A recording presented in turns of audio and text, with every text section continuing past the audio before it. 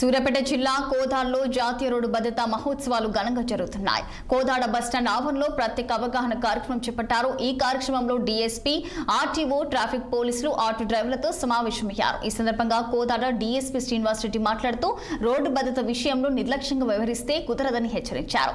Auto driver పక్కన ప్రయాణికులను కూర్చోబెట్టుకురాదని, రహదారిపై ప్రమాదం జరిగిన సందర్భాల్లో వెంటనే బాధితులను ఆసుపత్రికి తరలించాలని సూచించారు. ప్రమాద బాధితులను ఆసుపత్రికి తరలించిన వారికి రివార్డులు అందజేస్తామని తెలిపారు. ద్విచక్ర వాహనాలు, ఆటోలు, కార్లకు చెల్లుబాటు అయ్యే బండి కాగితాలు తప్పనిసరిగా ఉండాలని డీఎస్పీ స్పష్టం చేశారు. పక్కకెళ్తే ఏ ప్రాబ్లం ఉండదు. ఎందుకంటే సడన్ గా ఆపినా కూడా వెనకాల వచ్చే బండి అనేది స్పీడ్ వస్తుంది. తీసుకొచ్చి మీకు బ్యాక్ నుంచి హిట్ చేస్తారు. హిట్ చేయడం వల్ల మళ్ళీ మీకు మీ వెహికల్ డ్యామేజ్ అవుతుంది. వాళ్ళ వెహికల్ డ్యామేజ్ అవుతుంది, మీ వెహికల్ డ్యామేజ్ అవుతుంది.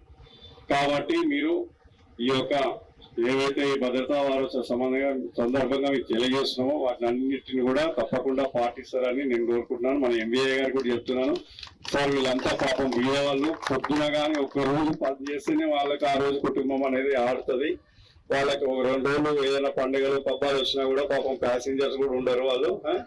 కాబట్టి వాళ్ళకి సంబంధించిన ఏమన్నా వస్తే మాత్రం మానవతా దృక్పథంగా వాళ్ళకి ఇమీడియట్ గా చేసి పెట్టాలి.